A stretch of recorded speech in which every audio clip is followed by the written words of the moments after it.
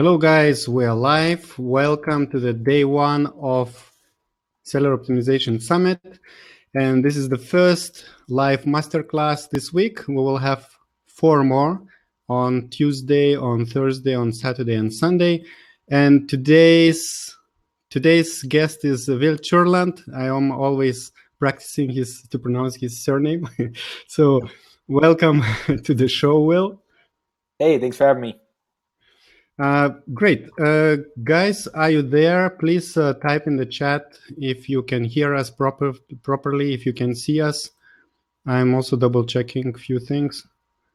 I cannot see anything. Okay, there is a delay, probably a few seconds, so people will start writing soon. And yeah, type in where are you coming from, maybe where are you listening. Yeah, someone says it's all good. And yeah, I'm sitting in Germany. Now it's 9 p.m. So my kid went to sleep almost. And Will, where are you now? I am currently in Minnesota, so it is just about to turn 2 p.m. here. Oh, cool. So for you, it's still half a day in front. So Will will be talking today. Well, Will, what you will be talking today? Hey, I will be talking today about the difference between third-party selling and first-party selling, and specifically how first-party selling works between Vendor Central, Vendor Express, different ways to maximize it, what business models work best on it, and the experience I've had selling millions of dollars through the Vendor Central program. Great. So I see people are joining from Michigan, from South Dakota. My Midwest people. Yeah, US people. That's interesting. Europeans are not interested in what you want to say. Too late. Maybe too late. Yeah, they'll catch me tomorrow. Yeah. So I guess we can. Maybe you can, Will. You can tell a little bit your story, how you started to do Amazon consulting and what you are doing every day related to Amazon. Yep. Yeah. Before I get into everything, a little bit about myself. I started selling online while I was young. My brother got me into it. He's 6 years older than me. From there, we joined forces, and a few years ago, and we're selling tons and tons of products through Vendor and Seller Central. Some private label, some wholesale from the brands themselves. And then since then, opportunities kind of just kept coming in from bigger and bigger companies for consulting. And so about a year ago almost now, I started a consulting firm with my business partner, Reed Thompson, that we consult and run the Amazon accounts of large multi-million-dollar companies and make sure that they're kind of on the cutting edge of all the Amazon stuff and they're taking full advantage of the opportunity in front of them. Yeah, great. I see in the chat that some people are reporting that they cannot see, but I think, well, I cannot tell them to refresh. I will write it in the chat. Guys, please refresh. If they can hear the audio, that should be good. My slides are semi-sparse, but it should be mostly audio. Yeah, people say it's fixed. I think few people maybe had some small difficulty, but now they can watch us. Great. Yeah, I think we don't need to waste time, and people are joining already, about 80 viewers so far.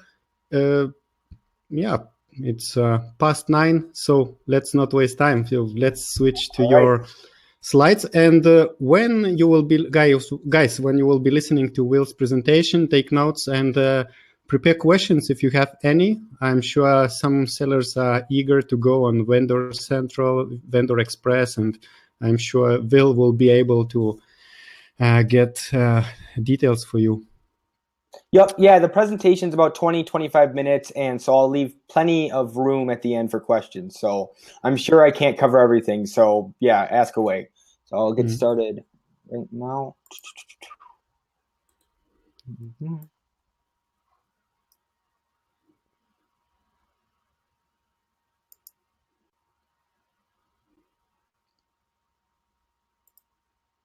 Yes, we can see your screen. That's good.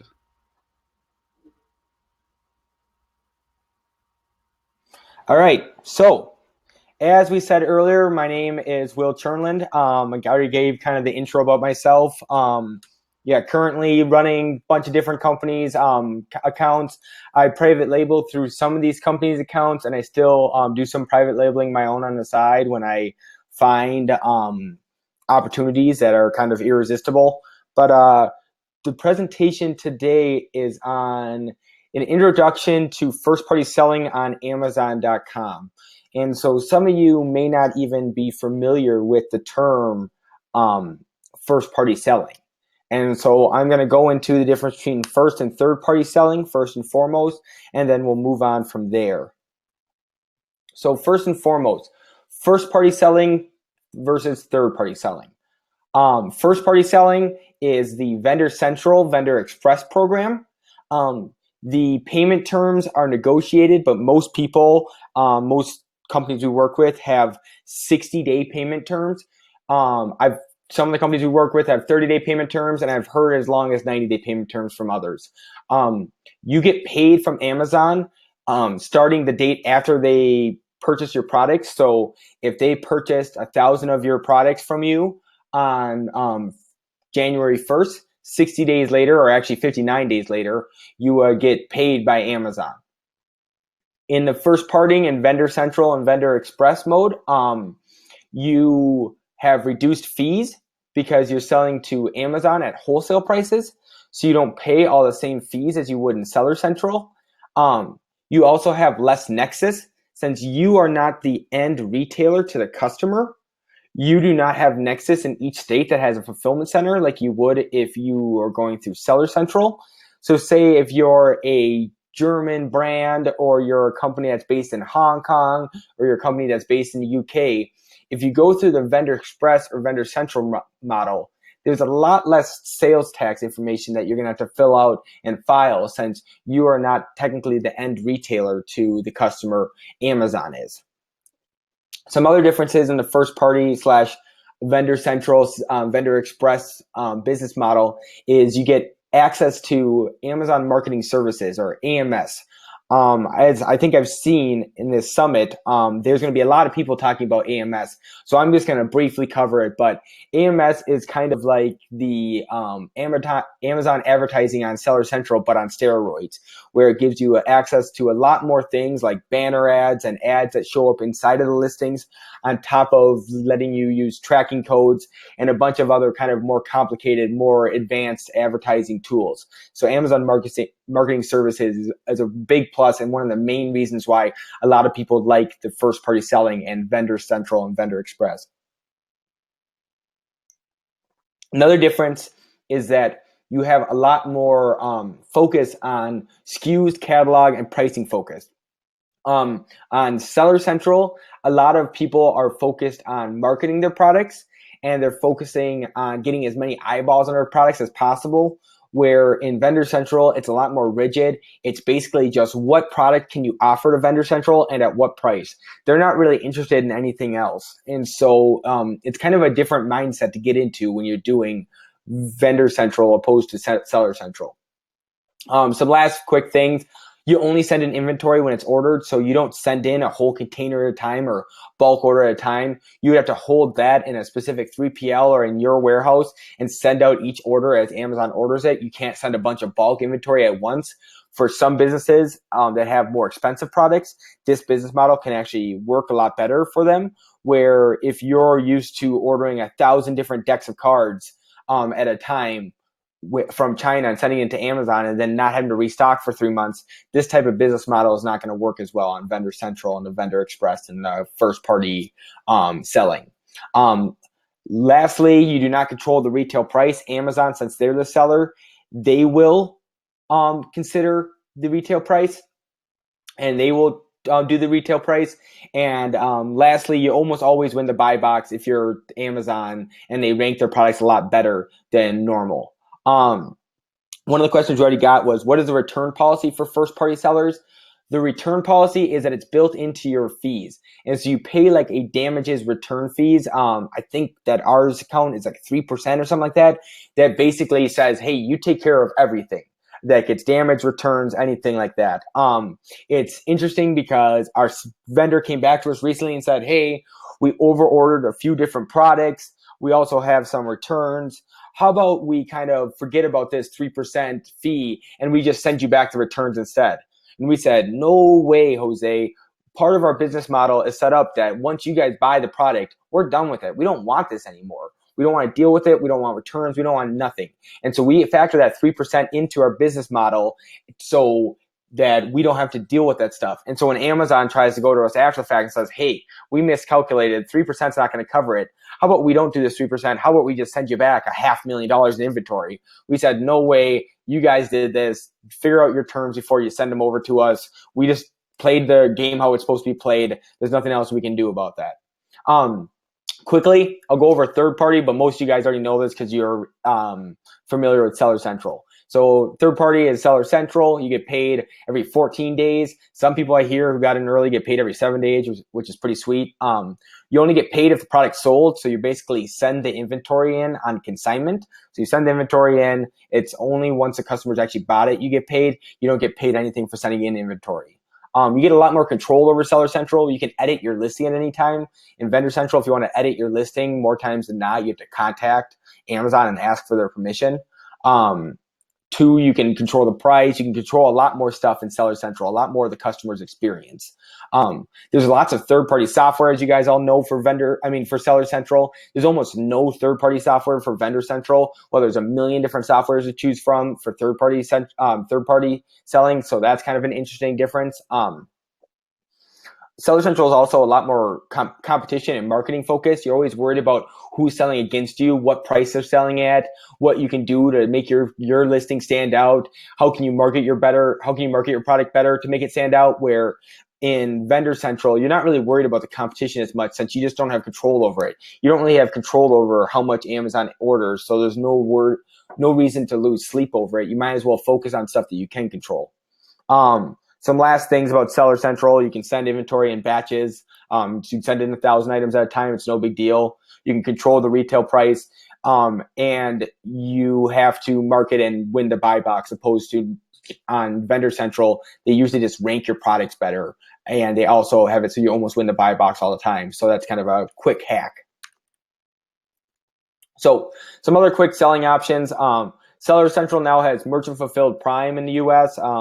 You have to be kind of approved for it, I believe, right now, and have enough shipments that are on time for them to think that you're worthy of Merchant Fulfilled Prime.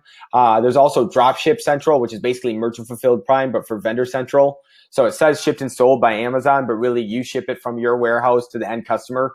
And lastly, direct import, which is for Vendor Central users, where Amazon buys your container actually in China, takes control of it in China, and brings it over to the US for you. So it's pretty interesting that Amazon's buying containers in China and shipping them over for you.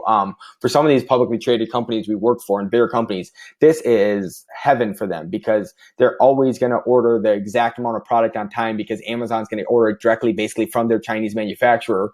This brand name is 40 years old, so there's no reason for Amazon to cut them out of the supply chain because people buy it for the brand name, not the price or the quality as much. And two, then they just don't have to fill up their warehouse with this much more inventory, pay their workers to stack the boxes and label everything. They can just have Amazon do it all for them. So the direct import is kind of like, that's the future of most things. I know there's some people paranoid about it, but I think that if you're paranoid about it, then you must not have a very good business in the first place if you're that afraid that Amazon's going to take it over if they just figure out who your supplier is. Anyone can go on importgenius.com and figure out who your supplier is. So, by the way, someone commented that Merchant Fulfilled Prime is also available in Europe. So Boris says so. Oh, well, good. Yeah, as with Vendor Express and with Europe, I will say things. It's always like a month or two after in the US it gets introduced to Europe. And so I never know if they've actually offered it over there yet, but I know for sure it's in the US. But thanks, Boris, for letting us know that's in Europe too. Vendor Express, anyone can sign up for Vendor Express. Vendor Express is kind of like Vendor Central Lite. You can do a lot of cool things in Vendor Express. You can get access to AMS, which is really helpful in Vendor Express. All you have to do is just offer your products to Amazon. You don't even have to fulfill an order, and they'll let you get into the AMS program. But the Vendor Express is very limiting. Sometimes you don't even get to choose the price that you want to sell to Amazon, the wholesale price. They'll choose the wholesale price for you, which can be kind of a deal breaker for some people. But if you can get on Vendor Express, you can get orders going. Eventually, you can grow sales enough that you'll get upgraded to the Vendor Central program. So how Vendor Express works and how Vendor Central works basically is that you upload all of your SKUs and information to Amazon saying how you want to offer these products and you want to offer them at this price. Even if you have them created in Seller Central, they're going to make you like re-upload the products, which is pretty annoying. But Amazon will look at that list of products that you uploaded based on demand and forecasting and pricing. Amazon will place an order with you. You have to go on your computer and confirm the purchase order with Amazon.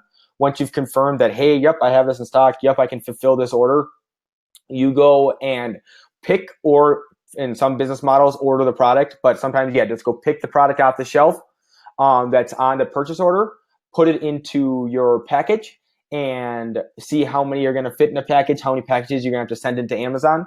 Type that information into the Vendor Express computer, and then send it off to Amazon. So it's very similar to sending products in under Seller Central, but Amazon wants to always know how many products and of what are in each box. And Amazon will place purchase orders, and you have to confirm the purchase orders and then send in what's on the purchase order. So on Vendor Express, it's a lot more limiting because you basically just get I think it's just a week or so to confirm the order and tell them, hey, it's shipped. On Vendor Central, it's up to 90 days sometimes. You can back order a product before they'll cancel the order on you. And so in that business model, you could actually just rack up the purchase orders from Amazon, keep back ordering them. You get a 3% fine for back ordering them. But if you just work that into your business model, you could work it out so you only order product once Amazon's ordered it from you. So it's a super lean operation, and you make sure you're not wasting cash or taking any unnecessary risks. So that's Vendor Express, basically Vendor Central Lite. I'm going to talk a little bit more about Vendor Central since there's a lot more you can do with it. Vendor Express is basically just a stepping stone until you get into Vendor Central. So here's what Seller Central looks like. If you guys have looked at it semi-recently, there's a lot of stuff going on, a lot of widgets, a lot of numbers, kind of complex. Here's what it looks like in Vendor Central. There's a lot less information, a lot less you can do. Basically, either you can do your orders, you can look at the items that you offer, you can do your AMS advertising, and then the rest are kind of just basic information. It's not anything that's that you can really edit too much without having to ask Amazon for their permission. And so you can look in your previous orders, see if they're fulfilled or not. You can look in your items. You can edit them if you've just created them, but if you haven't just created them, more times than not, you have to contact Amazon to edit them. And so you can just see there's just a lot less going on than in Seller Central, where there's buttons, there's links, there's numbers everywhere. Here, it's kind of a lot more dumbed down. And so this is why it's a lot easier, in my opinion, to scale on Vendor Central, because there's a lot less of the riffraff around, and you're focusing more on just building the business and not just kind of looking at a bunch of different metrics all day. So how to get started on Vendor Central? I think someone asked this in the question in the chat box. First and foremost, create a Vendor Express account or get invited. We got invited. A bunch of the companies we consult for get invited. But for a lot of people, they start a Vendor Express and work their way into it.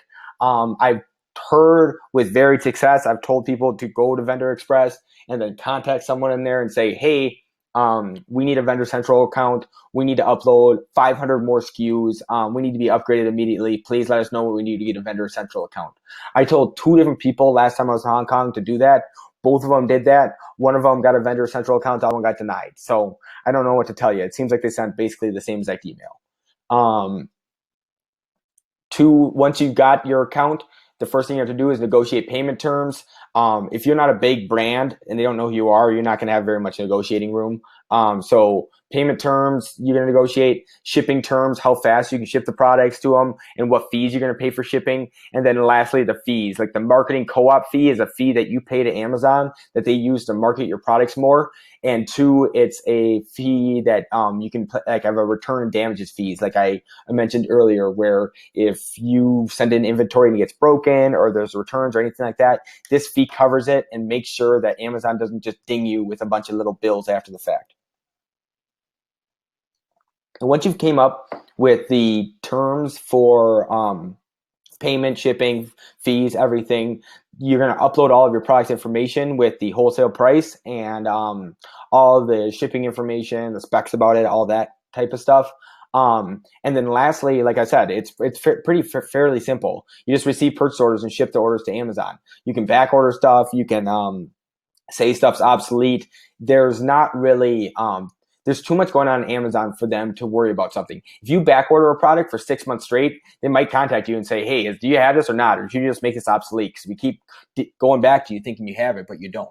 But it's not like something where they're going to just shut down your account overnight. So I'm just kind of getting redundant now, but I just want to make sure I just hammer these points home. You sell through Vendor Central, you sell through Vendor Express, you sell first party. It says shipped and sold by Amazon, not shipped and sold by the seller, so it makes it look a little bit more official.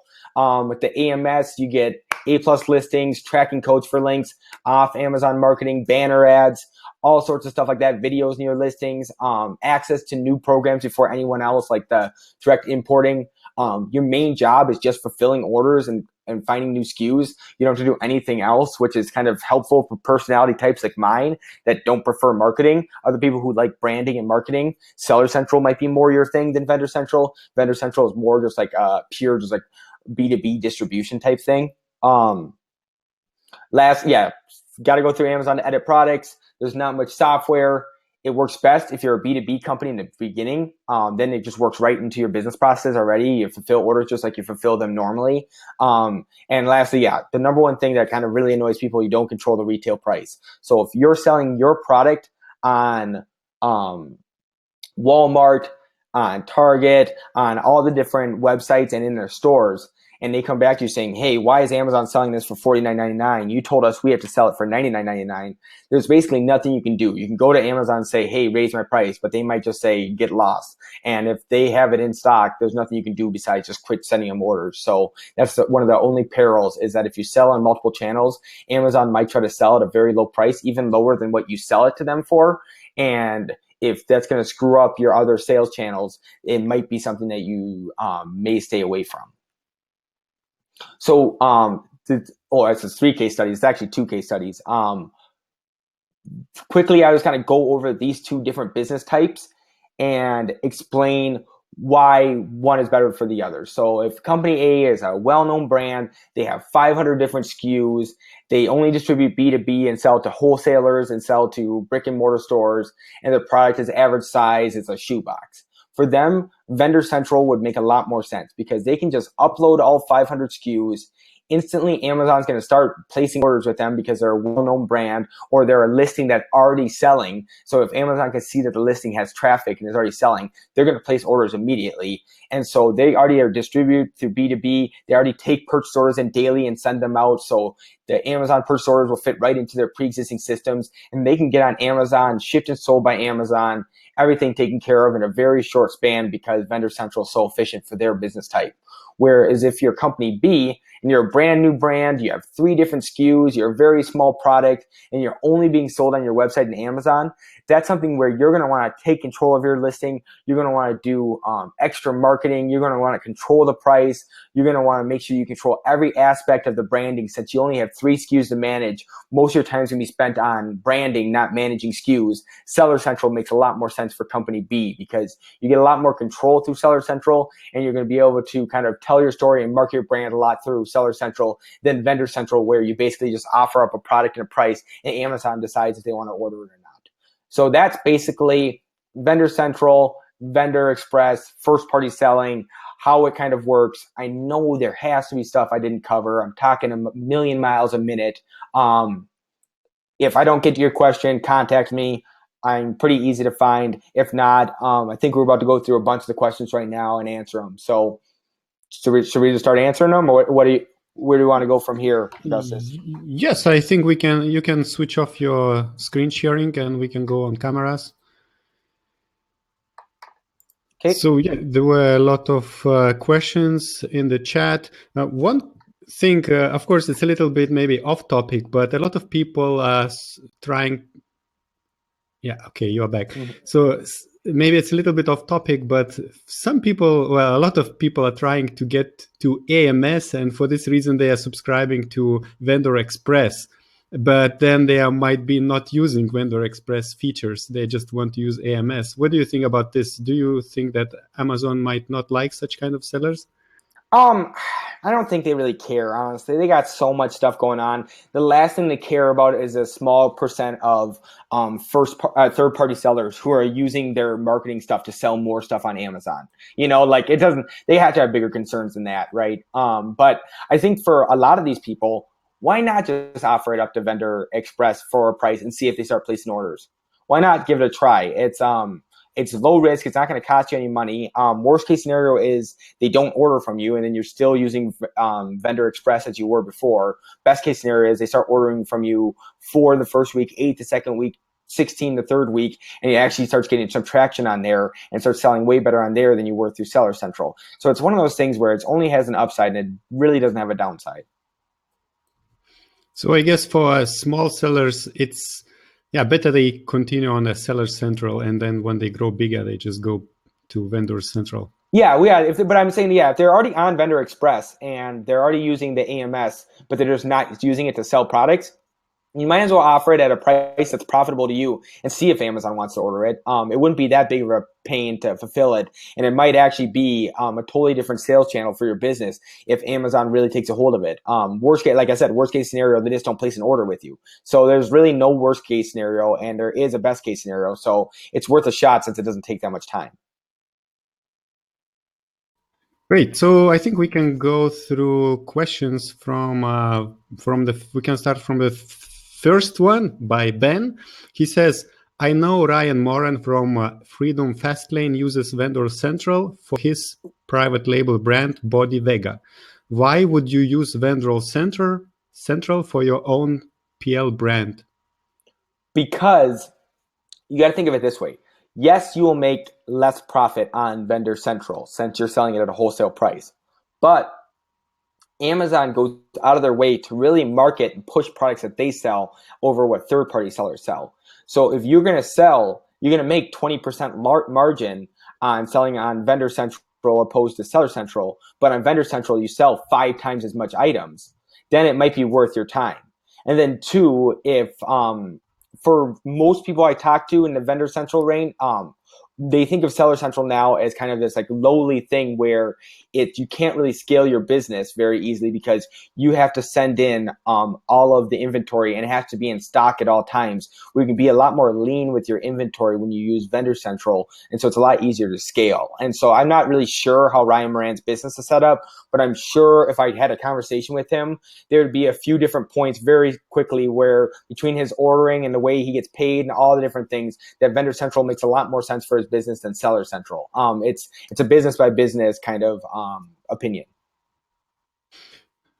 Great. I see someone is, I think, repeating their questions. You don't need to repeat. We will go from the first one up to the last one. So Arturas is asking, how do you set up a vendor being in UK but selling in US? For Vendor Express, I'm not sure. I assume you just sign up the same way you sign up for Seller Central. And for Vendor Central, you'd have to get invited. So maybe go to Vendor Express and message them and say, hey, I'm a UK business. I'm a big deal in the UK. I need to get a Vendor Central account because we're prepared to sell millions of dollars on Vendor Central. Who do I need to be put in contact to get an account? And so there's not like anything contractually obligated that you have to sell millions of dollars on their thing. So you might as well say whatever you can to get their account.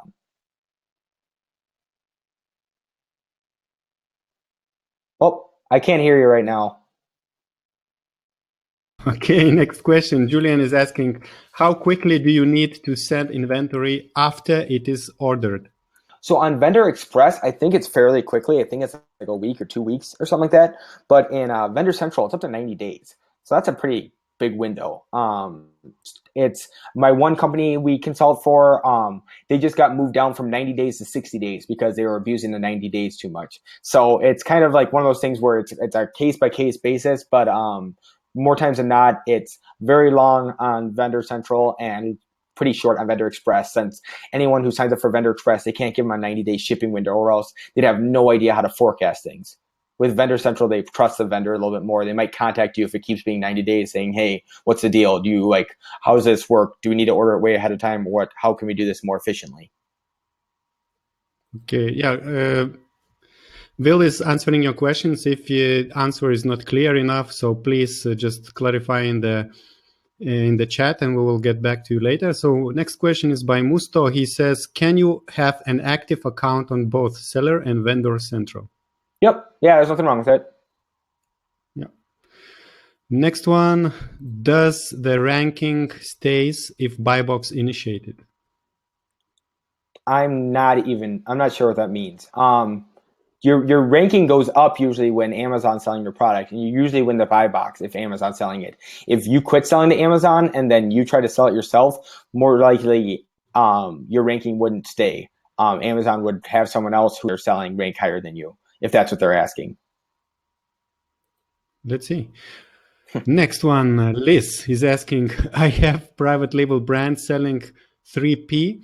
Can I only offer a small selection of my product line to Amazon via Vendor Express? For example, if I have 100 SKUs, can I only offer 10 of them to Amazon to buy from me as a vendor?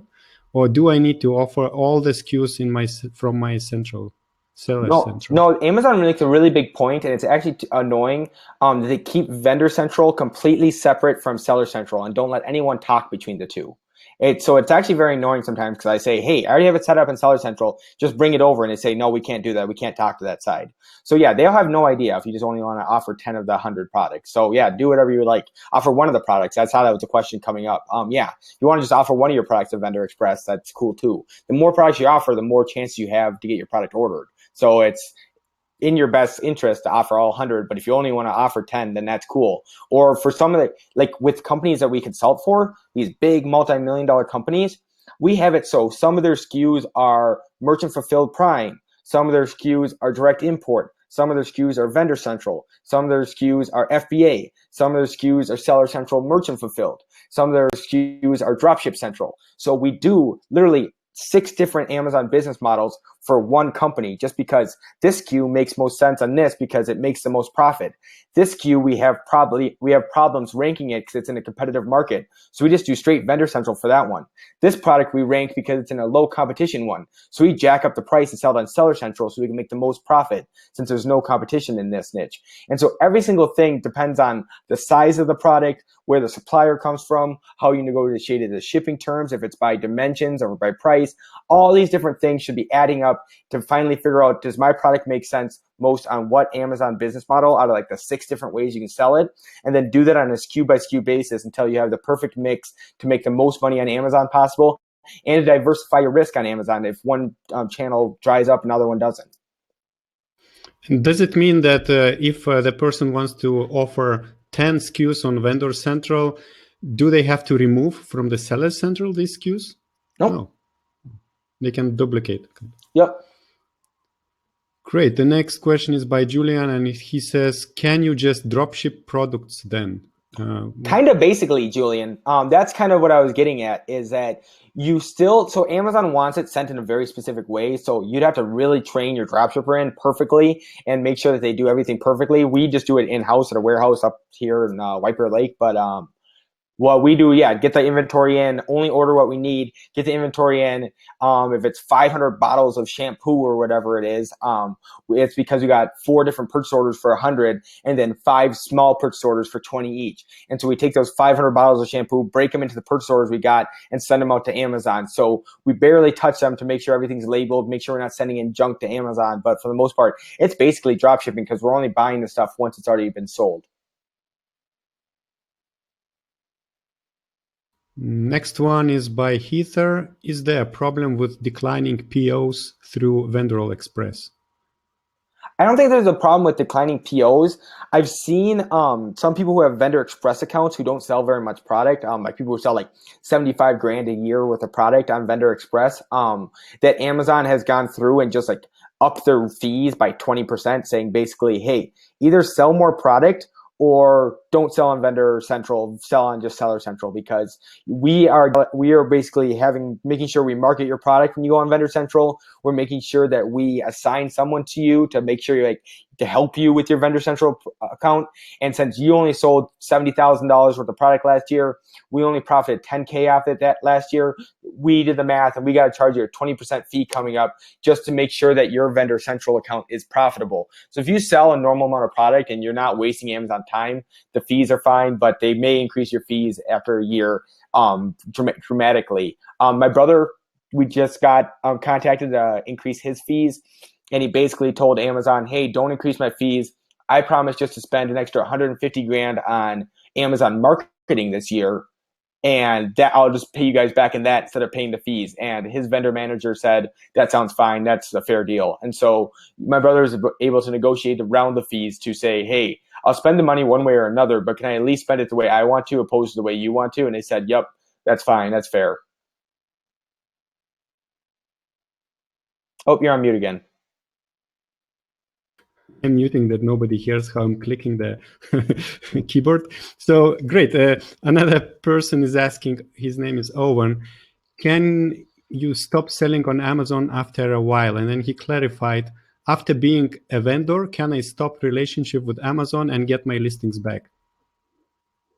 Yeah, you can sell on Seller Central at the same time as Vendor Central. So the second that Amazon doesn't have anything in stock, they just won't be on the listing anymore. Does that make sense? It's pretty simple. It may sound overly complicated, but yeah, basically, if you just quit sending orders to Amazon, it's not like they're going to go and try to ruin your life and go, okay, we're shutting down your Seller Central account, we're shutting down your Vendor Central account, blah, blah, blah. You can just say, hey, it's obsolete. I don't have access to this SKU anymore. I don't know what you want me to do about it. Brian is asking, will Vendor Central adhere to MAP pricing? No, they will sell below the price that you buy it sometimes even, which is kind of crazy. But for the most part, if you do a good job, you know exactly who's selling it in what stores and in what online marketplaces, and everyone else is respecting MAP, then Amazon will respect MAP. But Amazon has little web crawlers all around the internet trying to find the lowest prices. And the second they find out they don't have the lowest price, they reduce theirs by a penny to make sure that theirs is the lowest price. And so no, Amazon will not, Vendor Central will not adhere to MAP pricing. But if you do a good job managing all your sales channels, you can do a good job of managing your MAP pricing in general. Maybe that not everyone is aware what is MAP. MAP is MAP's this big scam that retailers and brands came out with a while ago, that it's this minimum advertised price. It's technically illegal in the US. I can sell stuff at whatever price I want to if I buy it. You can't tell me what to do. But something that they hang over the heads of all the retailers saying, hey, I know we make this product for $5 and we sell it to you for $7, but you have to sell it to the customer for $30. And if you don't, we're going to quit selling to you. And so even though they can maybe sell it to the customer at $10 profitably, they have to sell it at $30 because that's the minimum advertised price that is given. So sometimes when websites do stuff like add to cart to see what the price is, that's like a little loophole to get around minimum advertised price. Also, something that Amazon does is like they'll have a pair of Beats headphones that are $199.99. That is obviously the minimum advertised price is $199.99. That's what it's set at. And Amazon will give like a $40 Amazon gift card if you buy the headphones. And Target does this too, in Walmart, where they will give you a gift card because they can't sell you the headphones at $160 because Beats will quit selling to them. So they have to give you a $40 gift card on top of the $200 headphones to get around this weird loophole. It's basically, it's this gross thing brands do to inflate their margins. There shouldn't be MAP. It shouldn't be enforced. It's dumb, but a lot of brands do it. A lot of brands live and die by it. And a lot of brick and mortar stores that are like super inefficient, a lot of mom and pop brick and mortar stores that have a lot of overhead and don't make any money, they need MAP to be able to stay alive because they need those inflated margins since their business is not really sustainable. Oh. Thanks a lot for this. Next question by Owen. After being a vendor, can I stop relation? Oh, okay. He's just repeating the same one. Okay. It's the clarification. Sorry. So Larry is asking, I've been on Seller Central for a while. I recently was invited to Vendor Express and sent product. Now Amazon is selling my product for less than I am. What is the strategy to handle this? Just quit selling to them if you don't want to sell to them. That's fine. So next time they place a purchase order, say no, and then just close your Vendor Express account, or just delete all the products in your Vendor Express so they just can't order anything from you because it says you don't have any products. That's what I just did with one of my companies I consult for. We made a Vendor Express product account, uploaded all the products, got the AMS, and I just deleted all their products. So they still have a Vendor Express account. They still use the AMS, but they don't have any products for sale even. Thanks. Next question by Ron. He was asking, does this work in all categories? For example, jewelry. He means that he has around 100 SKUs and they are all in jewelry. It's a small niche. Is it worth for me trying to sign up to a Vendor Express? Yeah, it's one of these things. It's like, is it worth? Well, how long will it take you to upload these products to Amazon? It may take you 6 hours. So what is 6 hours worth to you? What is your time worth? If you're charging yourself, say you're $50 an hour, so it's $300 of your time worth the potential that it can maybe make $300,000. Well, in my opinion, yeah, sure. Just get 1 hour less of sleep for 6 nights straight, and now you're on Vendor Express and you're giving yourself another chance. So is it worth it? Yeah, why not? You're not going to spend really any money, and it does have an upside. Again, the worst case scenarios is Amazon, like you said, undercuts your price, you quit selling to them, life stays the same. At least you tried. Eric, wouldn't I make a lot of more money selling my stuff at full retail on Seller Central versus Vendor Express? No, I kind of explained this earlier that you get a lot more sales through Vendor Express and Vendor Central because Amazon's offering your product, but you get it at a smaller margin. So would you rather have a 30% margin and sell 100 units a month or have a 20% margin and sell 200 units a month? You can do the math. It works out pretty decent. Next question. How do you find products to sell through Vendor Express? I think it's the same process. Yeah, I just usually go through Amazon and look for ugly listings. And so I go through the top sellers and all the different products and see, okay, hey, this is an established brand in the scuba diving niche or whatever. They sell scuba goggles. It has 500 reviews and they only have one picture and 3 of their 5 bullet points filled out. So then they seem like a company that they have a brand. They sell a lot on Amazon because people search their brand and people like their brand. But at the same time, they have no idea how Amazon works. So they sign up for an Amazon account. They threw their stuff on Amazon. They do $250,000 a month in sales and they go, wow, we know this Amazon thing front and back. I contact them and say, hey, your Amazon account's atrocious. Everything's terrible. You don't have any parent-child listings. You're not running ads. You have no idea what your keywords you're trying to rank for are or what your ranks are for them. You're only using one image. You're not using AMS. You don't have A+ listings. And I can just go on, everything that they're doing wrong, and basically say, hey, I can basically fix all this for you. And so then you can kind of go 2 different paths with the pitch. You can say either I'm a consultant and I can fix your Amazon accounts for X amount of money and you can pay me X amount of money to manage your account. Or you can say, hey, how about you just allow me to become a distributor? I'll take over your account. I'll do all the marketing, do everything, but I'll be an A+ consultant for you, but I'll order from you. You don't order from me. And so all I do is pay you and contact you when I want to spend more money with you and I never bug you. So either way is kind of a different way to kind of go with it. But that's kind of the general approach. Thanks. Next one by Heather. Once we offer ASINs up to Vendor Express, are we able to go back to Seller Central if price Amazon offers is too low? Yeah, these are all kind of a variation of the same question. There's no downside to Vendor Express. At all times, you can have it running while you have Seller Central running. At all times, you can cancel your Vendor Express account, cancel all the orders, say, no, I don't want to sell here ever again with no bad things happening to you. Next one, Julian. Can you use Vendor Express in UK and Europe? I guess so. Yeah, I assume you guys have your own version of it. Yeah. Next one, Richard. Can you offer products to Vendor Express that you can get but don't have stock yet? I'd like to give them a catalog of products, but I would need 30 days to fulfill the order from Amazon. Is that possible?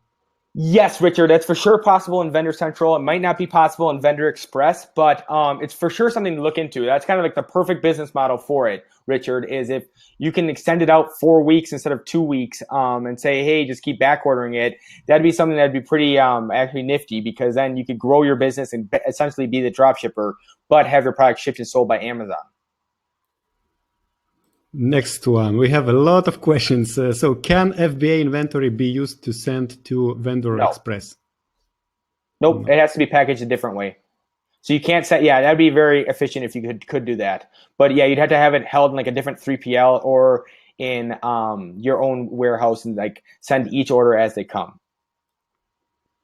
Vukasin asks, is it possible to offer only one of your SKUs to Vendor Central? Yes. Yep.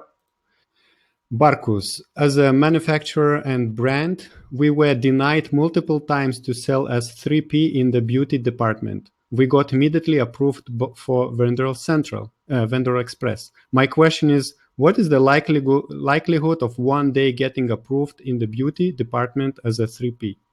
So with the 1P, like I kind of mentioned earlier, Amazon just trusts you a lot better, and a lot more. They trust the brand owners, they trust the manufacturers. The brand owners and manufacturers usually want to go 1P instead of 3P because it works better for them. And so they trust working with them. And that's probably why you got approved so quickly. In 3P, it seriously could be any Joe Schmo selling out of their garage saying, hey, I'm a beauty product now too. Look at this dirt I grabbed, and it's a mud mask or whatever. And so when it could be anyone under the sun signing up in 3P and doing it, they are probably a lot more cautious about getting people approved. And so you may be able to say in the 3P, say, hey, I've already been approved through Vendor Express. Can I get approved through Seller Central too? That might help your cause, but it may not too. It's one of these things when you're dealing with getting ungated for stuff. I've heard a million different stories on both ends where like, hey, I got ungated for selling assault rifles, and all it took was one email, to other people being like these multi-million-dollar brands I work with saying, hey, we've been selling this formula for 60 years, and for some reason Amazon won't ungate us. And it's like, well, you've been selling this product longer than my parents have been alive, and they won't ungate you, but they'll ungate some random dude in a garage who I just saw in a Facebook group. Like, and so it's very weird what Amazon will allow and will not allow. It's very hard to guess. Next one. What happens to listings on Seller Central if you move over to Vendor Express? I think we answered this. Yeah, you just compete for the buy box against yourself, basically. We have a big brand name. Do you think Amazon will try to bully us into offering all our SKUs on Vendor Central once we open up the relationship? I think bullying is kind of a harsh word. They may ask you, hey, you're selling a lot. You might as well offer all of your products and sell as much as possible. If you say no, they're going to ask why not. And if you just say, because we don't feel like it, they're going to be like, okay, that's weird. But if you say, hey, no, because I don't trust you, and they're going to be like, okay, well, why don't you trust us? And they're going to say, well, I think you're going to sell the product low. And then the vendor manager can just basically say, hey, well, I'll try to sell it as high a price possible. If the computer priced it down below what you're comfortable, I fully understand if you don't want to fulfill orders anymore and sell to us and only want to sell through 3P, through Seller Central. And they'll say, fine, perfectly. They're not this big monster. They're not a bully. They're not going to say, hey, we're going to make sure that you never sell on Amazon ever again. You're never selling on eBay. You're never selling on Sears. You're never selling on Walmart. Your life is ruined because you will not offer your whole catalog to us. That's not happening. Yeah, we are having some fun, I see. So Richard is asking, any tips on how to get wholesale accounts from big brands? They seem to not really want to work with Amazon sellers and want to have a physical location. Want you to have a physical location. Yeah, how ridiculous is that? A physical location somehow adds legitimacy. Well, you get a PO box. That's one way to do it. I've in the past made fake Shopify stores to say, "Hey, I'm an e-commerce seller. I sell on various different websites, various different marketplaces. Look, we even have an e-commerce site in your niche. It's exactly right up your alley. It's not even up anymore. It was fightingfactory.com. But basically, I've done all sorts of weird stuff to be able to get these wholesale accounts. So yes, I'm fully aware of you saying, hey, I'm an Amazon seller. And they go, yeah, you're an Amazon seller, get lost. Quickly, I try to either phrase it and try to play off whatever the person's saying to try to make it sound like, no, I'm one of the good guys. I don't want to just flip your account. I'm here to protect your brand. I'm here to protect your map pricing. I'm here to give your customers the best experience possible. I'm not like the other guys. I try to play that sometimes. I also try to play, hey, I got connections in the industry. I'm already selling from 4 different brands in your niche. My customers keep asking about your product. You might as well be the 5th brand I offer, so at least I can give you guys a fighting chance. All sorts of weird different ways that I try to kind of like manipulate them and kind of looking at their website, looking at their Amazon account, kind of figuring out what niche they're in, try to use different kind of points and different stuff they're saying on the phone so I can make sure that I can close the deal. Majority of the time, I don't close the deal. But if you even close the deal 1 out of 10 times, that you're killing it. Next one by Larry. You are saying that we can sell on both Seller Central and Vendor Express, but if we do, we will be competing against Amazon for our own product. Yes. That's correct. Correct. Sorry. The statement is correct. Owen, you said that there are 6 business models selling on Amazon: Vendor Central, Express, Seller Central, FBA, FBM. What is the 6th one? I just said 6. It might not be 6. Hold on, let me go. So there's Seller Central, there's Vendor Central, there's Vendor Express. All right, I've already lost count. Okay, Seller Central, Vendor Express, Merchant Fulfilled Prime, Dropship Central, Direct Import. So there is 6, yeah. Yeah, so just the guys are checking your counting abilities. Okay, yeah. Well, and I barely made it. My business partner right now is filing our taxes. As you can tell, that would be a nightmare if I did it. Do you need to be EDI compliant to be a vendor? What is EDI? Oh, I don't know what it exactly stands for. I think it's electronic display interface or electronic something about electronics talking to each other. But anyways, it's a lot of bigger companies have it. One of our companies we worked with, they had to set up their EDI, so it worked with Amazon. Other companies, it's basically like a really complicated inventory management system. And so for some companies, they want to set it up with their EDI. So like Amazon can automatically see what's in stock, can purchase the stuff that's in stock, can know what's in stock in each warehouse because their EDI syncs up. My brother does it manually still. One of the publicly traded companies we work for does it manually still, manually accepts each order. So you don't need EDI. It helps. Oh, electronic data interface. And so, but anyways, yeah. So it's helpful if you have an EDI, but it is not necessary. I've heard people say that you have to have an EDI to basically accept any orders from Vendor Central, but I know people who aren't, so I don't know what to say about that. That's one of those things you hear in a Facebook group, but until you hear it from Amazon themselves, you never know. Whew, we have a lot of questions. Probably there will be no end. We will have to. Do you have a time limit, Will? No. Or you are enjoying? Okay. No, yeah, I got no time. If you don't. I don't have any advertising video injection prepared, so we'll have to keep on without rest. So the Martin is asking, if just launched a product, would Vendor Central be an option, or should one wait until sells at least 50,000 per month? Oh, 50,000 per month. $50,000 on yeah, SKU. On that SKU. Well, I got barely any SKUs that do 50K a month. That's a pretty sweet SKU. No, I think that it's kind of a chicken and egg type thing with Vendor Central. So I'll give you a real world scenario that we're dealing with. With Vendor Central, we have one of our products that Amazon will not order our product on Vendor Central for one of the companies we're managing. They will not order the product because they say it has no sales. We say it has no sales because they've never ordered it, so it's never been in stock before, so no one can ever order it. We can't run PPC to it since it's not in stock, and so no one owns the buy box. And so it's this chicken and egg thing. They're saying it doesn't have sales yet. We're saying we can't get sales because you won't order it. And so what we did is exactly kind of like the opposite of what you're talking about, Martin, where we sold it on Seller Central, sold through a container of them, sold through 300 units with our product in stock, us using PPC on Seller Central, got those 300 units to move through. So now Vendor Central can see, hey, there's actually sales statistics for that product. We want to start ordering again. So now we can move it back into Vendor Central, and it works with the rest of our business processes, because that was the only SKU we currently had on Seller Central for that business. And so it's for sure a good idea to get on Seller Central, get some sort of traction, and then move it over to Vendor Express. If it has zero traction at all and it's on Vendor Express, there's a decent chance that it just might not order it from you. Oh, thanks for the answer, Salomon.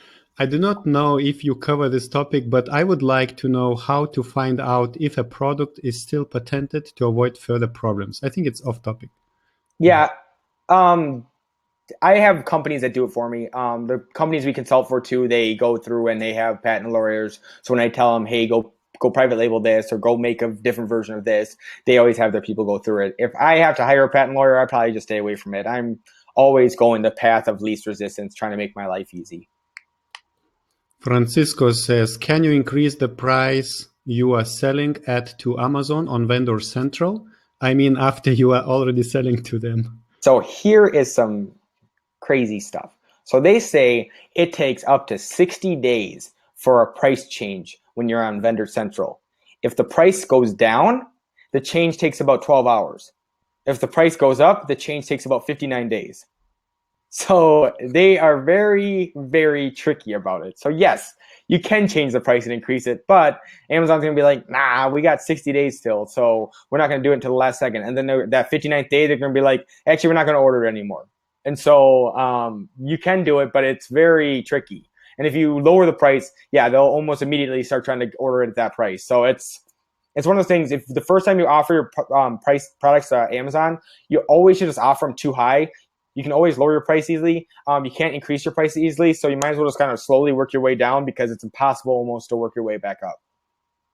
Unless you're some powerhouse like iPhone, or Apple, or like Beats or something like that, you could actually maybe say like Amazon, it's a higher price now, and what's Amazon going to say? We don't want to sell iPhones anymore? That'd be ridiculous. Howard, my Vendor Central account only has sports and outdoor category. How do we set up other category for the Vendor Central? So somewhere in there, Howard, you have a vendor manager. I'm not sure if you've talked to them recently, but you'd have to go to them and say, hey, I have products that are not within my outdoor category. I want to offer them to Vendor Central. What should I do? And so my brother's account, like our big Vendor Central account, I think it's authorized in like 12 or 13 different categories now, because we keep saying, hey, we got another good deal on this brand name product. Do you want to do this one too? And so with like sports and outdoor category, it's like if you went from like outdoor into like camping into home improvement or something like that, you could easily kind of slowly transition and try to get other ones too.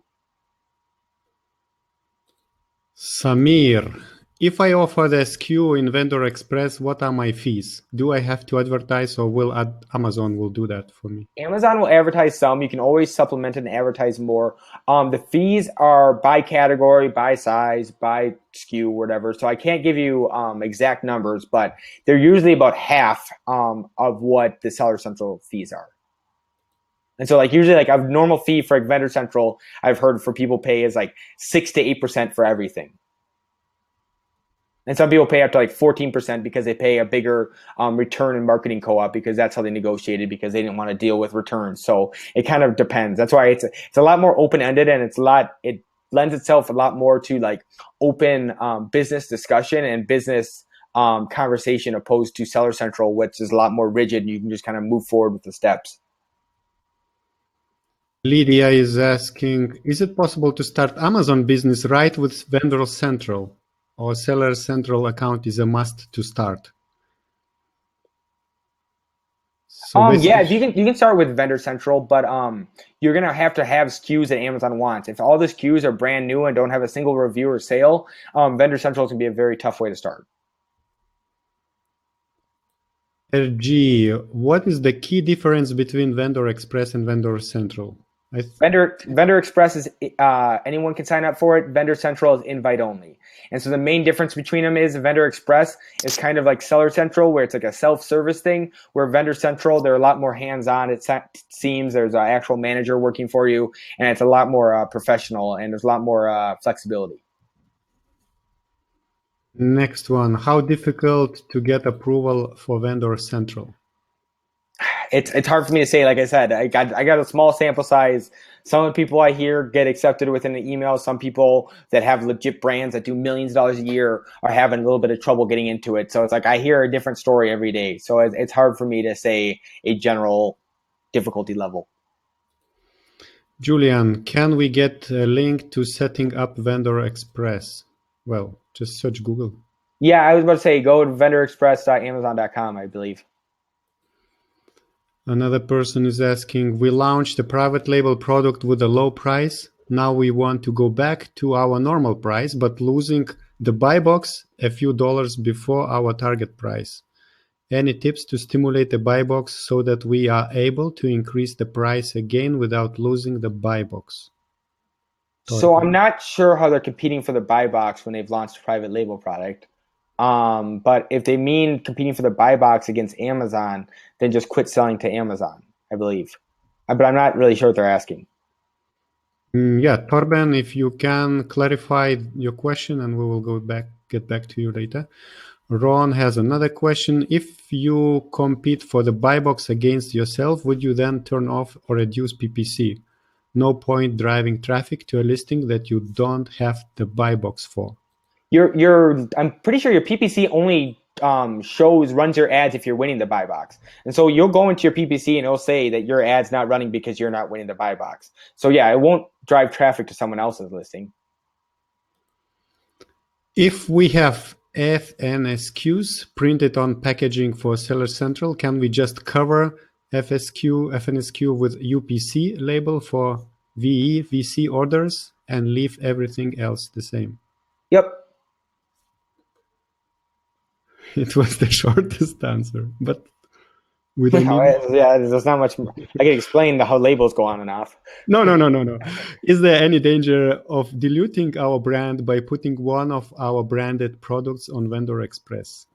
Not really sure what you mean by diluting. By saying that you're going to have more than one seller. 99% of people on Amazon are going to assume they're buying it from Amazon anyways. They're not going to go into the buy box and see that there's multiple sellers. Yeah, if Seller Central is working great for you now, and you only have a limited amount of SKUs, then just keep doing what you're doing. But if you're looking for a different boost, or you're looking for a different business model, or you're saying, hey, we order products in a different way than most people, Seller Central might not be for you, and Vendor Central might be the better business way. But for some people, yeah, it might just not make sense. Baoki is asking, please quick rundown on how Amazon charges if we register as Vendor Express. Sorry, Will might talk about this earlier, and I joined the webinar later. So big rundown is that they just charge you fees based on the purchase order. That's kind of how it works. So it's free to have a Vendor Express account, I believe, and that once they place purchase orders with you, then they'll charge the fees based off of that purchase order. Oh, when Dropship Central and directly import invited only. Dropship Central is through Vendor Central, so I believe that's invite only. And direct import is for sure invite only. They don't want to just be importing random people stuff. For one of our companies, they didn't get invited to direct import, but they're a big company and they have a big Vendor Central account. And so we emailed Amazon and said, hey, we want to get invited to the direct import program. And they said, here's the invite. Howard is, it's probably a clarification from the previous question. He says, my variations and product information got replaced by Vendor Central site. My variation breaks. How do we fix that? Just file a case always. It's majority of my life is spent me opening cases with Amazon. There's so much that Amazon that you just know is easy to do, but you just can't do it easily, where it's like, okay, I want these 3 listings to be a variation listing. Why aren't they? I go fill out a case real quick, say, hey, these 3 want to be a variation listing. Why aren't they? Can you please make them? These are the 3 ASINs. Here's the 3 colors they are. Amazon usually will email me back within 45 minutes saying, hey, they're a variation listing now. And so that's something that, like, I know I've talked to people before where they've spent a week trying to figure out how to make a variation listing themselves when easily they could have just contacted support and said, hey, just do this for me. Torben has clarified his question. He was asking about buy box competition, I think, about increasing the price. So he says, we're not competing. It's launched without own brand. It's just that we are losing the buy box at 12 euros 10, but want to go to 17.90 euros price. Seems as if Amazon's buy box algorithm is now fixed in a lower price and don't allow us to go higher, even though it's our own brand listing. So they cannot increase the price, basically the On problem. Seller Central, they can't increase the price? Torben, is it on Seller Central or Vendor With Seller Central? Central, yeah, you should just be able to increase the price. On Vendor Central, yeah, it's going to be 60 days. Okay, I'm losing the track here, but we're almost finished. So there is another guys, well, it's same guys. Let's see which question we didn't take. I heard that don't give your bestseller because the forecast for Vendor Express is not great. It runs out of stock often and you need to wait. Vendor Express place order to you and you need to send to them. It may cause your products out of stock for a long period. Yep. Owen, I don't think you're wrong. They've done it to us in the past where we know a product sells, we know they should order more, they don't order more, and then they run out of stock and we go, well, what the heck's wrong with you guys? So that's why we try to, on fast selling SKUs and SKUs we know they do this habitually with, make sure it's always in stock through our Seller Central account, FBA. So if Vendor Express does a bad job and doesn't keep it in stock for say 5-10 days, you're still prime, still getting the sales regardless. And then two, it's always a good test where if you look and you go, wait, sales didn't go down when Amazon wasn't selling it, and it stayed the same as when I was just a third-party seller selling it through Seller Central. I don't need Amazon. Quit selling it to them then. If you notice sales drop in half immediately once you're the only seller instead of Amazon, then you know you're still depending on Vendor Express, and then you can keep selling to them.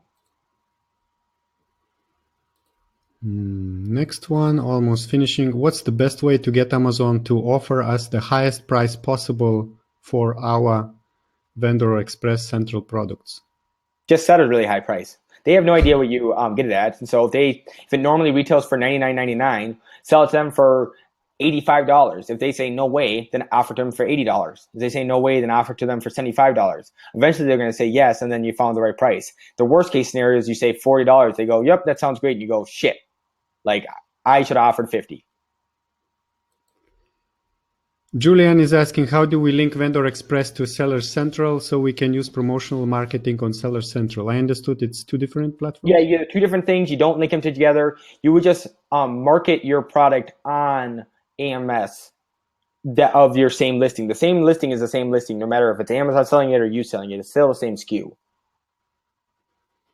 We are brand registry. We are in the brand registry and UPC exemption. Do we need UPC codes in order to be a vendor? Yes, I believe so. There is off-topic question. How do you get into Walmart? Do you want to explain that? I don't. I'm not in Walmart. I don't know. We have companies that are in Walmart and they just got invited. So I don't. I'm not a Walmart expert. Torben has clarified that yes, it's on Seller Central. He wants to increase the price, but they cannot, from 12.10 till 17.90. That's something I would just, again, contact seller support. I'm not sure. It seems like usually you can just change the price right there and hit save. So if that's not working, it must be something wrong with their back end. Okay, I think he writes again that they can increase the price, but they are losing the buy box. No one is shown in the buy box. Oh yeah, that's when they think someone's like price gouging. We just had one of our clients happen to them where you're the only person in selling the item, but you still don't win the buy box because they think your price is way too high. So usually they see the product similar to yours or your product somewhere else way lower. You have to be pretty egregious with the price. So usually if you're like the item normally retails for $50, but you sell it for 70, that's not a big deal. But if the product usually retails for $50 and you try to sell for 150, then usually they'll take the buy box away from you and make the customers click one more time to have to buy it from you. Eric, how do the fees really compare between Sellers Express, Vendor Express? can you give a specific example for one of the items you're selling on both channels? Yeah, I can give you an example, but it's kind of goofy because the product's like 4 feet by 4 feet by 4 feet. But like one of the products we're currently doing, it's I think like it retails for like $100. We pay like $25, $30, something like that through vendor sorry, we say $30 or so through Seller Central. So with end price we get is $70, but then we have to pay for inbound freight too. Where the other one is we do it through Vendor Central, we sell it for $70. They charge us like $8 fees, but then they pay for inbound freight. And so either way, we kind of sell it for the same amount of dollars. We kind of end up with the same amount of money in our pocket at the end of the day, but there's two different business models. And so for some products, you'll see that there's a huge difference between Seller Central and Vendor Central, what you can make. And those ones, it's obvious which one you pick. For the other ones where it's like within a 5% difference, plus or minus, then it just, whatever business model is easier for you to do. Well, I can say thanks after each of the questions, but I'm already like, I feel like I'm talking a lot by reading the questions, but you talk much more, Will. So one more question. Take that as a compliment. Yeah. Is there any tips on creating coupon codes in Vendor Central? They set the date 18 days in advance for the coupon code to be live and not 4 hours in advance. Yeah, because they think of coupon codes and sales as like actual sales, like something that like Nordstrom's or Macy's actually plan out like their like Labor Day sale, opposed to just like, oh, I guess it's on sale today. Just click, click, click. Here's a coupon code. And so they I think they handle it that way. So like with I know you can do it in Seller Central now too, but like one of the ways to do it where if you're gonna go on sale, you might as well make it official and just do a lightning sale, and then give your product a chance to be on the first page and get some real sales, opposed to just creating a little coupon code and like posting it on your Facebook group or whatever. Next time we have a webinar with Will, I will prepare some nice 1-minute clips so that we can rest a little bit. Actually, Will, tell us a story, some funny story from the last week. Maybe something happened in your personal life. I don't know if I got any. I'm trying to think. My life's boring. I watch UFC fighting and basically watch Amazon and look at Amazon stuff. So yeah, I don't do that much fun stuff. My funniest stories I have are like me like talking to prospective clients who just have like no idea how Amazon works. That's like the most humor I get out of my life is people who ask me really, really bizarre questions. And so you see kind of some of the attitude and stuff I give to some of these questions. You should hear some of the stuff I get from people who aren't in the Amazon niche. It's you hear some very, very funny questions all the time. One quick one, I was talking to a toy distributor, a girl from high school that I went to high school with contacted me saying, hey, it's on Facebook. You do Amazon stuff. My company, they're a toy brand. They want to fix their Amazon account. Do you mind jumping on a call? So I get on a call with this girl I went to high school with, the head of online operations, and the owner/CEO. And their main problem is that they want their brick and mortar stores to sell their products on Amazon, but one person is doing it Prime, and they're taking the buy box from everyone. And so since they're taking the buy box from everyone, everyone's complaining that it's not fair. So how do we shut down this one person who's selling Prime to make sure that everyone sells merchant fulfilled? And I have to explain to them, I'm like, no, this is the worst idea I've ever heard in my entire life. You're going out of your way to give your customer a worse experience, shut down someone who is giving your customer a worse experience because the other people are too lazy to fulfill through Amazon. This is the worst idea I've ever heard in my entire life. So I get a text from the girl midway through the call that I need to calm down because I'm just freaking out saying like, picture this, my brother, his wife, they have 2 kids, a 3-year-old and a 1-year-old. She has to go get this niche toy for this fancy 2-year-old's birthday party. She doesn't want to bundle up the kids, get them in the car seats, drive 40 minutes to this toy store, drive all the way back. She just wants to click once and buy it on Amazon. Why are you making your core customer's life so much harder? Because you refuse to move forward with the times. So fast forward now, a year from now, this is just a couple weeks. The girl first off called me immediately after the call saying that she's quitting her job because she couldn't work with a boss and people who just don't get it. And so she just couldn't work there anymore. So she quit her job. And then now she finds out a year later from someone who works there that the new thing that they're doing at their company is selling direct on FBA and going and private labeling as much stuff as possible so they can expand their business as much as possible on FBA and Amazon. So it's like, I tell them a year ago, they tell me I'm stupid and crazy. The one girl quits because of how stupid and crazy her boss is. A year later, they're private labeling full-time, selling on Amazon full-time, when they wouldn't even sell on Amazon themselves, let alone let other people sell Prime. So this is kind of how the world's going. This is a typical day for me with these silly conversations I have with these brand owners. Everyone is growing with its own speed. So, of course. Yep. I mean, okay, one of the last questions, last maybe 5 questions. Andrews is asking, are your main products private label or you sell many other brands? Well, mostly I'm doing consulting right now for other brands. We still do private labeling. For me, private labeling means nothing now. When I see these big publicly traded companies order stuff from China, throw their logo on it and sell it in Target and Walmart, is that private labeling? It's like, because we recognize the brand name, it's not private labeling anymore. It's kind of this bizarre thing where we don't feel as official because we're not a big brand. But basically, they're private labeling just as much as me and you are. So unless they're designing a product from scratch, it's basically all private label. So no, I'm not focusing on private label as much anymore. I'm just focusing on people with lots of money, helping them make more money. But I still think private labeling is viable, and these big companies are still doing a version of private labeling. Another question from Andrews. How you are testing new products before ordering in bulk? I've just been really picky lately. So I've not been really testing much because I just haven't been ordering much. The stuff I have been ordering has just been slam dunk stuff that I just know that it's going to sell regardless. But besides that, I don't really do too much testing, and I don't really do too much messing around with that kind of stuff, since it just is very time consuming and it doesn't give me the dollar return it used to. Krunel has a nice question. Why I'm selling on Seller Central? Why should I go to Vendor Express? I'd have to ask you a million questions about your business, what you're ordering, how you're ordering it, how you're storing it, how you're paying for it, how your payment terms now, and then walk through all those things. And then we'd be able to decide, is Vendor Express work makes sense for you or not.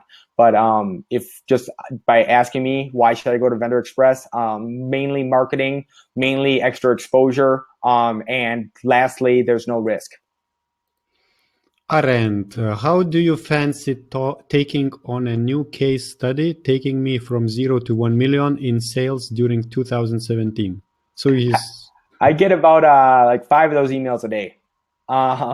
It was not an email; it was a chat. Oh, I know, but I'm just saying, like exactly like Different. that. Where, hey, I would like to apprentice under you. I would like to work under you. I'll work for free. Or I get people all the time saying, hey, I don't got the money, but I'll split the company with you 50-50 if you'll help me.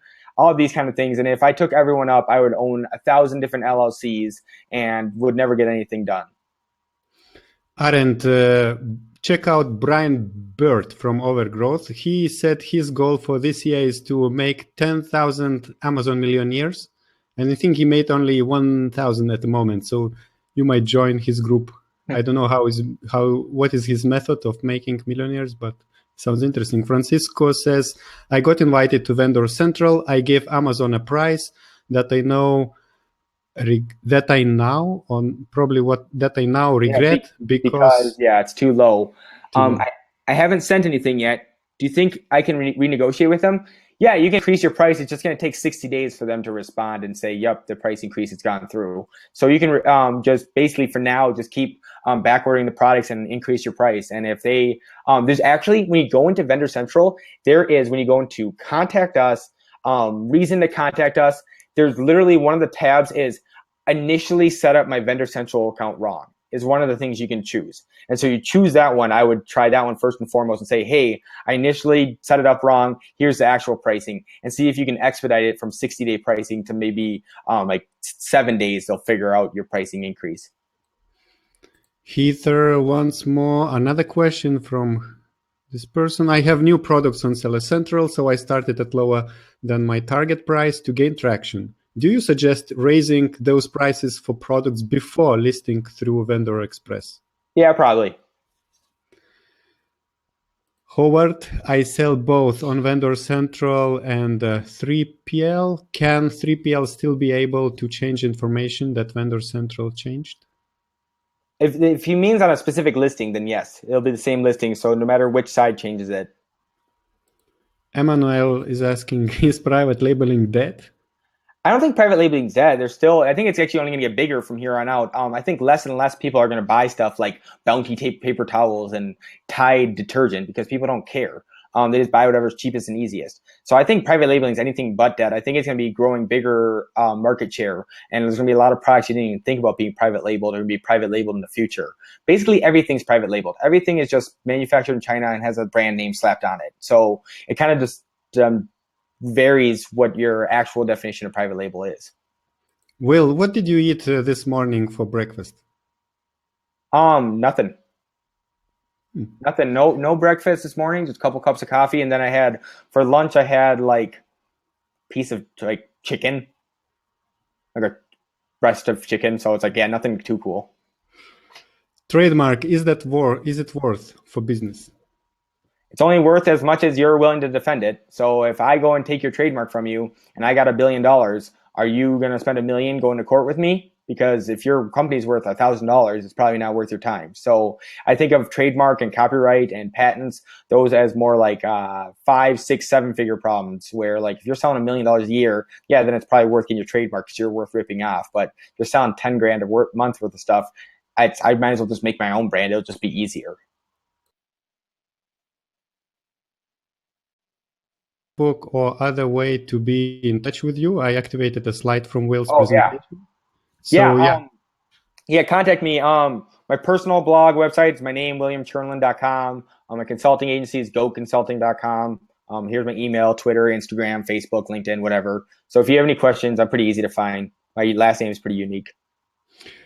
I think, guys, stop writing more questions. I will just go through the last ones and we will finish this webinar because it's getting quite long. So please don't write anything more. Just try to contact Will later or write in the chat below this presentation where, I don't know. Yeah, I think I will publish this presentation on the Will's speaker page, so you can write Facebook comments there. So maybe will come and answer later. So let's finish the rest of the questions. Justin is asking, kind of off topic, but can you have multiple Seller Central accounts, say each for your brand, or should you just sell all your PL brands via the same account? You can, but it just seems kind of worthless. Again, no one, like seriously, no one cares about your seller account name. Like no one will ever go to 100 people who bought something on Amazon last week and ask them the seller account name of any of the 100 purchases they made. They'll never tell you one thing. So it's this really weird thing. It's I was talking about this with one of my employees today because some of our clients, we get stuck with this. People like doing these little small wins that they can see. Changing their seller name to match what their brand name is a little win that people can see. Adjusting their photo a little bit or their copywriting and their bullet points a little bit is a little win people can see. Is it going to increase prices by more than 1%? No. But is it going to make it seem like you actually did work that day? Is it going to make it feel like you actually got something accomplished? Like you did something like visible that you did? Yes. And so that's why people like doing it. They like the small little wins. They're not really focused on making more dollars that day. They're focused more on kind of like small wins to make themselves feel productive. So I think for sure, Justin, you can sell them all under one brand name. It doesn't matter at all. If you want to sell them under different Seller Central accounts, it's just going to be more complicated tax-wise. It's not going to increase sales, and you're just going to have to open up another EIN. So it sounds like a lot of work. I wouldn't do it. You can do it, I guess, if you want to. I have access to like 20 different Seller Central accounts for all the different companies we can sell for. There's no problem with it. There's a little drop-down menu in Seller Central for me to choose between the accounts. So obviously Amazon wouldn't put that in if they didn't want me to have multiple Seller Central accounts. We are in the brand registry and UPC exemption. Do we need UPC codes? Yep, we already went over this one. Yep, yeah, you need UPC codes to be a vendor. Mm-hmm. What do they really do on the COPT fee?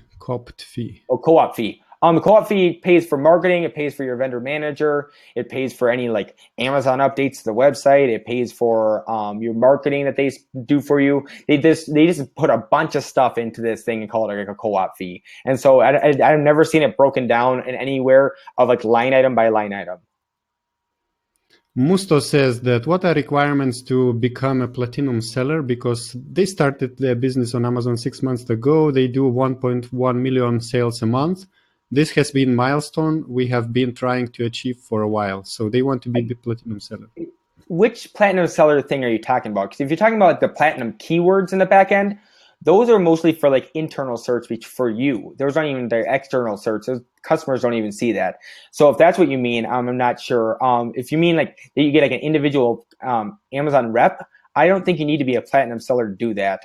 So it kind of depends. I'm not even sure like what you fully mean by platinum seller, since like I've heard different people say different things about it. Any private label courses that you recommend? They're all good.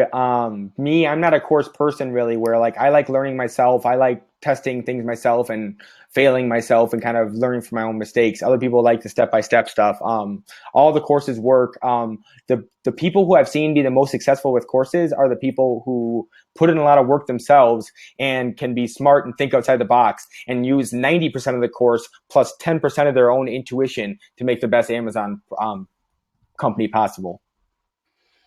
Andrews is saying, so you are selling other famous brands. Are you making products from the scratch? Both. Both. How come you are not going to Canton Fair this year? Come on, Will.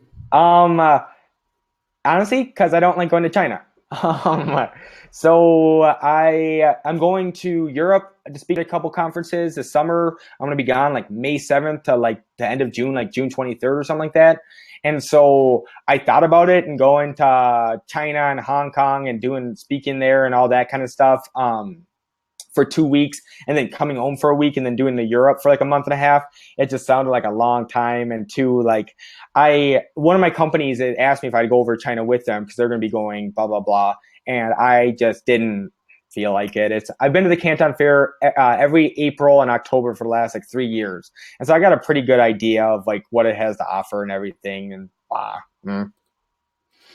yeah, it was the last question. So let's take some compliments. Arendt is saying, now go get a drink. You earned it after answering all those questions. I wonder how many questions we had, like 50 maybe. Glenn says, many thanks, Will and Augustus. Great webinar. Thank you guys as well. Boris says, thanks, Will. Laura says, thanks, Will. Andrew says, thanks for the answers. Yeah, I think that's it. We're done. And I see there are 2 people requesting to speak, but I don't think it will work if I say, yes, you can speak. I think I tested this feature, but it didn't work. It would be fun just to make people jump randomly into the year. Great. So yeah, Lydia says, thanks a lot. Super informative. Brian, thanks. Go Twins. Go Twins. Are you Twins? No, the Minnesota Twins. Baseball team. Go Twins. Sorry, I'm not so. No, I wouldn't blame you for not knowing that the Minnesota is the Twins. Great energy, Ron says. Thank you, RJ, RJ, awesome. Barkus, Will, Star. All right, you guys are going to make me blush if you make me sit around and listen to this too much longer. This guy is machine. This will not make you blush. You're a machine. Okay, great. Thanks a lot, guys, for tuning in. You will find a replay somewhere on the website of Seller Optimization Summit, and it will be available for 24 hours at least. You can contact Will with the contact data he was showing earlier. That's it. So thanks a lot, Will, for being here. Yeah, thanks for having me. And again, anyone reach out if you have questions. Let me know. Bye-bye. See ya.